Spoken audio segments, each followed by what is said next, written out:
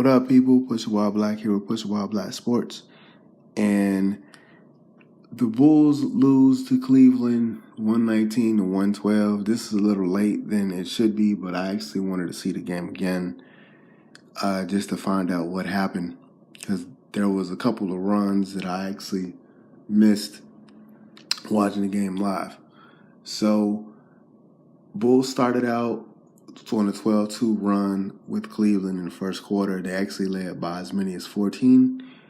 And the end of the first quarter, it was 38-28. And Lauri Markkanen had like 13 points. He had 8 points in the first quarter. And in the first half, he had 17. He had shot 5 3-pointers, 7 from 9 from field. And they really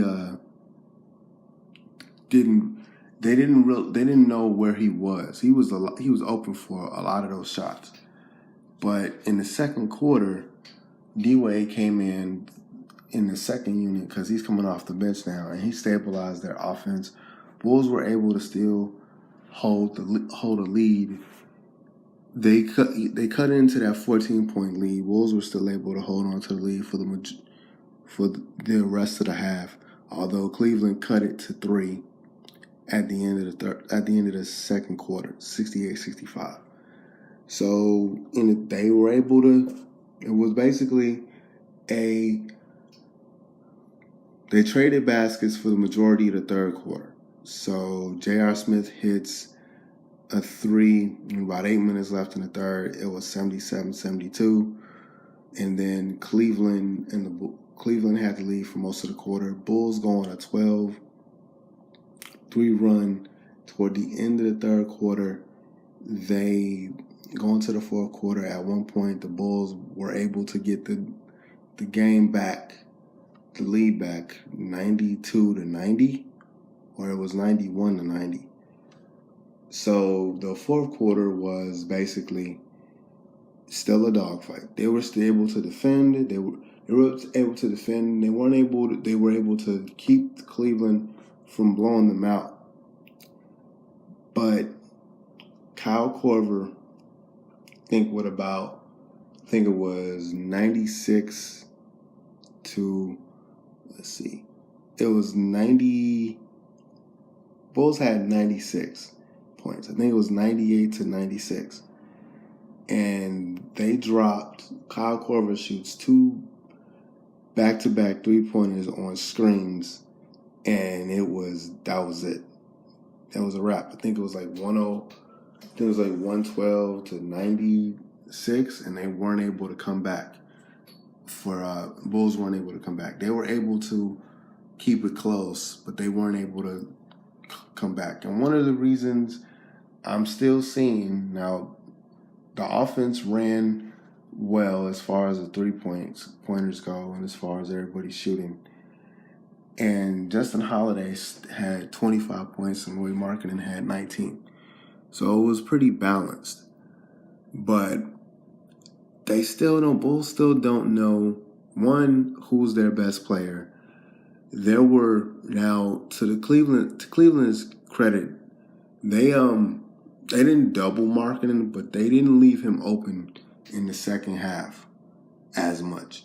It was basically they would send 2 out to close on him when he did get the ball, and they made him. There were points where Markkanen wasn't playing, but when he was playing, Cleveland had another guy basically double. So it was good for Cleveland to make that adjustment, but still, they still have to figure out who's their best player is. Now, Markkanen is their best player, just for what he can do. You got to figure out how to get him open more often, because he basically was your reason for your offense going as good as it was for a half. And then you kind of forget where he is. And then Cleveland was respecting him, and they were doubling him.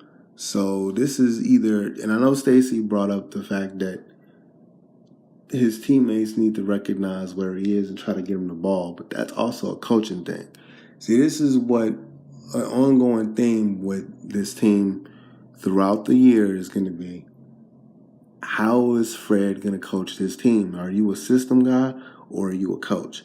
Glenn Marketing is your best player until Levine comes back. And I don't even know how Levine is going to look with coming off that injury right away. So you got to figure out how to get him the ball. Also, Jerry Grant, to me, isn't your best. And I know Chris Dunn is going to come back, they say Thursday. I had to see how Chris Dunn scores in this offense and what he actually does other than a defensive presence. Got to see what he does in offense. Jerry Grant, to me, is not your starting guard. Kay Felder is.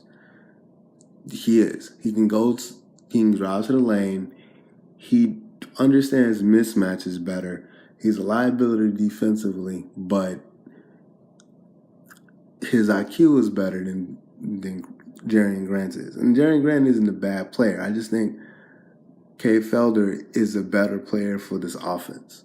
So, I don't know, man. Like this, I wasn't expecting them to win this game, but when you give up a 14-point lead, we got to figure out why that is, and we got to figure out the game was balanced enough, the offense was balanced enough to where it didn't matter who your closer was, because they were able to break away. Cleveland was able to break away a little bit, but still it was kind of like, okay, where's your offense going to go to? They still don't really have an offensive identity as far as on the court. They know what type of system they want to run, but who's going to close for you? If it's Marketing, y'all need to get him open. If it's Holiday, and it's weird because Holiday played good. Justin Holiday played really good, really well. 8 of 17, 4 for 9 three-pointers. He was able to get to the lane, but with the 25 points, it didn't matter. So I still think they kind of look lost in the half court a little bit, and they take a little long to get in their sets.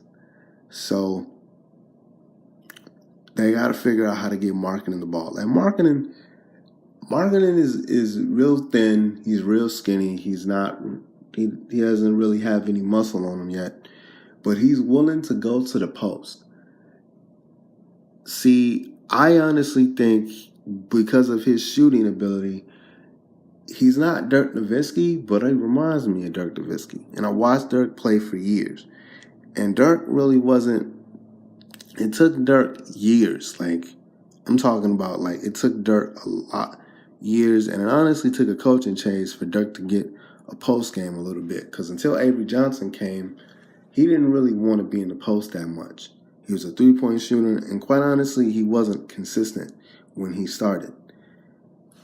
This kid is consistent, and what I think Fred should do is still have the ball movement, but you got to feature Marketing. Whatever you got to do, he's more than just a three-point shooter. There was a couple of dunks in there. He can rebound, so he has a presence around the rim. He's not a high flyer or anything. He may not have the body yet to go to the post, but he has the instinct to go to the post. It's not like he's afraid to do it. So I think, and they don't even use Lopez as a post presence at all. They still don't really use, and Lopez shot a 3 today. I still don't like him shooting threes out there. It's good that he can do that just because of how the offense is. But I think Fred's a system guy. Fred Hoiberg's a system guy. And I think he wants to run his system however he wants to run his system, which is fine. But this team is going to be, because of that system, this team is going to shoot themselves into some games. And this team the way they shot the ball today kept them in this game. But when you need points, they're still passing up 2-point shots for threes. And if you need points or if you need somebody that can close, y'all got to figure out how to get that to close. And I don't think that you need to wait for Zach LaVine to come to change that. You have offensive threats that you can give the ball to, and you can kind of see, okay, what does this person have? Like, put marketing in the post. Like, there was some times where marketing was against Kevin Love. Face marketing up and let him go to the lane a little bit. Now, I think once he gets used to doing that, because there was a couple of times where he tried to do that and he lost control of the ball, get him used to doing that. Set up some plays to where he can come off of mid-range, like in the middle of the court, on a half court, and set it up to where he can go off a defender and go off the dribble a little bit. Not necessarily to dunk it, but see if he has a little bit of a post game and not just a face-up shot. And I think there needs to be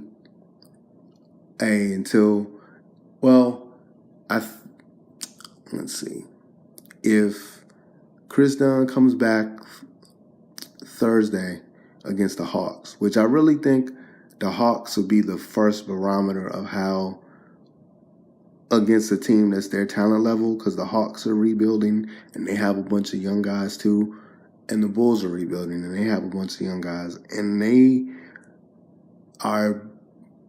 they're not awesome defensively at all, but they're better than I thought. At least they're good enough to keep themselves in some games. So Atlanta will be a better barometer of what this team is as far as this season goes, just because they're similar in age. Like, it's hard to really see how good this team is or how bad this team is with San Antonio, even though the San Antonio game, Pop really wasn't not paying attention, but Pop really wasn't concerned about dominating that game. Like, if the Bulls had a couple of offensive possessions where they were able to take the lead or they were able to, break away, then I don't think Pop would have actually been like, okay, let's win this game. And Toronto, they had a crazy second quarter where Toronto just, specifically CJ Miles, shot them into a blowout. So I think with Atlanta on Thursday, I think this will be a better barometer of what this team actually is. But I think still, even in these 3 losses, there's some good things and there's some bad things. They still don't really have a closer, and that needs to be developed. And I think right now, marketing is your best opportunity until, again, LaVine comes back and we know what we have. That needs to be your featured player. Stacey King said it today. I second that. I honestly think that I said it before beginning of the season. He should be starting, so he should stay in the starting lineup when Bobby Portis comes back in a week and Nico comes back in 5 weeks or so. So if he's your most talented player and he's your best player, then figure out a way to feature him. Run your stuff, but have some sets, especially when you need a basket. Have some sets for him. But anyway, that's pretty much it, y'all. I will definitely see you guys Thursday when hopefully they beat the Hawks. Pushing Ball Blackout. Later.